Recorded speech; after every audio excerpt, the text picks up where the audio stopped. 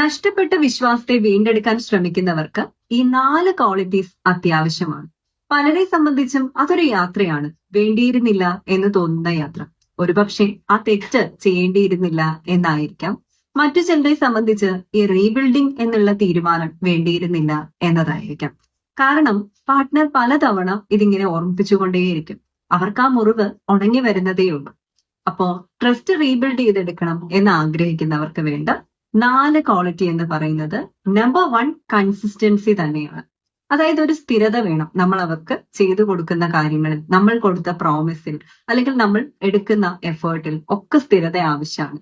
കാരണം അങ്ങനെയുള്ള നിങ്ങളുടെ കൺസിസ്റ്റൻസി മാത്രമാണ് അവർക്ക് വീണ്ടും ട്രസ്റ്റ് കൊടുക്കാനായിട്ടുള്ള ഒരേ ഒരു എലമെന്റ് എന്ന് പറയുന്നത്. രണ്ടാമത്തെ കാര്യം എന്ന് പറയുന്നത് നല്ല പോലെ എമ്പതി വേണം.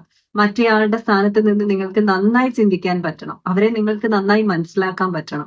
അവര് നിങ്ങളെ കുത്തി മുറിവേൽപ്പിക്കുന്നുണ്ടെങ്കിൽ നിങ്ങൾ കൊടുത്ത മുറിവിന്റെ ആഴത്തിൽ നിന്നാണ് അത് വരുന്നത് എന്ന് മനസ്സിലാക്കണം.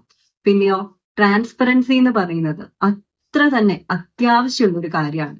നിങ്ങൾക്ക് നിങ്ങളുടേതായിട്ടുള്ള ഒരു പ്രൈവറ്റ് സ്പേസ് ആ സമയത്ത് വേണം എന്നൊന്നും വാശി പിടിക്കാൻ ചിലപ്പോൾ കഴിഞ്ഞുകൊള്ളണം എന്നില്ല. പിന്നെയോ ഒരു ഓണർഷിപ്പ് വേണം. ഈ ഒരു റീബിൽഡിംഗ് എന്ന് പറയുന്ന സ്റ്റേജ് നിങ്ങളുടെ പരിപൂർണമായ ഉത്തരവാദിത്വത്തോടു കൂടിയാണ് നടക്കുന്നത് എന്നുള്ള കാര്യം നിങ്ങളുടെ മനസ്സിൽ ഉറപ്പായും ഉറപ്പിച്ചു വെക്കേണ്ട ഒന്ന് തന്നെയാണ്. അതല്ല എന്നുണ്ടെങ്കിൽ ഒരു പക്ഷെ നമ്മൾ ഈ യാത്രയിൽ പകുതി വഴിയിൽ നിന്നു പോകും. ഈ 4 ക്വാളിറ്റീസ് നിങ്ങൾക്കുണ്ടെന്നും ഈ 4 കാര്യങ്ങൾ പങ്കാളിക്ക് വേണ്ടി ചെയ്തു കൊടുക്കാൻ സാധിക്കുമെന്നും ഉറപ്പുണ്ടെങ്കിൽ മാത്രമേ നമ്മൾ ഈ ഒരു യാത്രയ്ക്ക് ഇറങ്ങാൻ പാടുള്ളൂ. You deserve a positive life. Let's transpire to inspire.